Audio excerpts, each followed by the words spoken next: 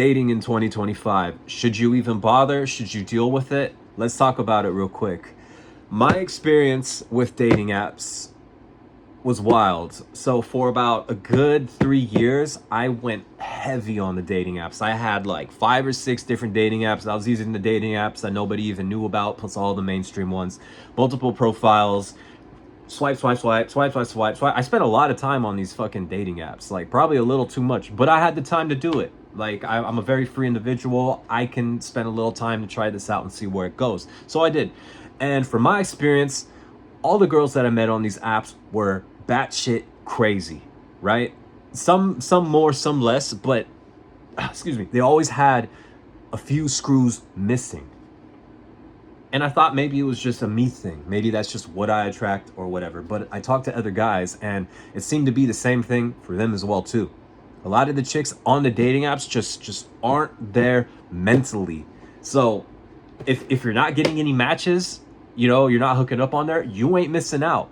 You're probably way more at peace than you would be if you were getting a fuck ton of matches, because these girls, Jesus fucking Christ, forget it. The good way to think about these dating apps, right? Here's a great way to think about it. Picture this. It's like a giant pool or giant crowd of people, thousands upon thousands upon thousands of them that are just mingled there together, and all they're doing is just interconnecting and banging each other. Boop, boop, boop. This one goes way over here. This one goes there. This one goes there. That one goes there. You know, it's like that. Constantly. It's just a big pool of people, like a giant fucking orgy, right? Except not everybody's in the same room. They're just getting passed to each other interchangeably, right? And then new people come in, and then other people go out, and then some people stay, and it's just like that. It's like it's little living organism. But STDs spread like wildfire through that shit. These girls on these dating apps are not clean. I've heard stories of guys catching chlamydia and shit if you ain't wrapping up, and believe me, most of these people on these dating apps are going fucking raw. Like these dating app girls, they don't give a fuck. A lot of them. You think these people are wearing protection? Hell no. A lot of these people don't even know they got some fucking STD, and they just bang another 5 or 6 people, and then what the fuck? That's like, that might as well be a fucking COVID outbreak all over again there. They need a fucking quarantine and shit, and get a bunch of shots and take a bunch of medicine, stay the fuck home and not go outside, right? But they can't help it, because people are gooners. They're like to put it simply, they're a bunch of fucking gooners. And hey, look, don't get me wrong, I'm not hating on being horny. Everybody wants to, you know, hook up, or even just connection and intimacy and just feeling, you know, an emotional vibe, right? You could get that too as well. It's not off the table at all. And even a relationship. But let's be honest here. How many people are truly looking to settle down on a dating app? Majority of the guys, especially that top 30 or 20%, hell no. Hell no. It burns a lot of time, and you could get addicted to it. All these people are addicted to it. You don't want to go there. I recommend you don't. If you want to try it out, go for it. Spend some time, do whatever, but don't pull your hair out in the end over these crazy girls that are on there, right? And maybe not all of them are. I'm not trying to trash talk every single dating app girl, but I'm just speaking from experience, okay? So I'm sure there's maybe a wife or 2 or 3 somewhere out there. The fucking 10% of women, or 5 maybe, that actually want that out there. But yeah, so let's talk about actually going out now. Let's talk about going out. That's something that I also have a lot of experience with as well too. I was in Vegas for a year, and I went out 4 days out of the week consistently. I did exactly what the Mystery Method book recommended. That whole blueprint, I did it. I went out back to back to back to back to back. Now, Vegas still has a decent nightlife, especially in Fremont. I guess the Strip to some degree, but that's fucking just a hell of expensive out there. You're gonna blow all of your money. You don't want to do that. Save your money if you can. But Fremont Street was reasonable. The clubs, the bars, they were decent, right? The drinks were okay compared to other places. But I know a lot of the other major cities in the world, or not in the world, but probably even in the world, but definitely in the United States, are not doing so good.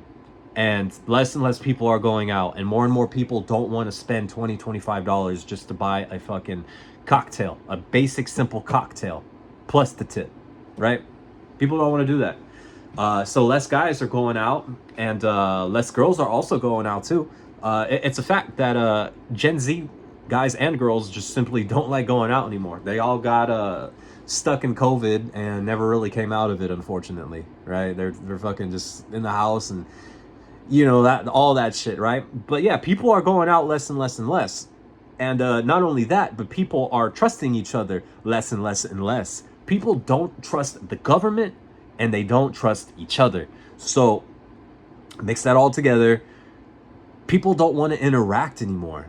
They just simply don't. It's not 2005 anymore. The golden era of going out and being able to talk to a girl and get her number and blah, blah, blah, blah, blah. That era has been long gone. 2010s was okay. But after COVID, that shit has been patched for the most part. You could still do it. You have to have a lot of skill, and you're going to have to invest a lot of time and put in a lot of work to get that skill. But is it worth it to you to do is the question. Some guys just want to get a girlfriend and get married, right? I totally get it. You don't want to have to go through all this fucking bullshit just to find that.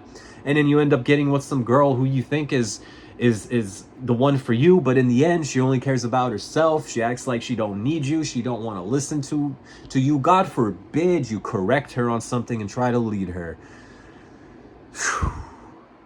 Yeah. There's just a lot of booby traps along the way.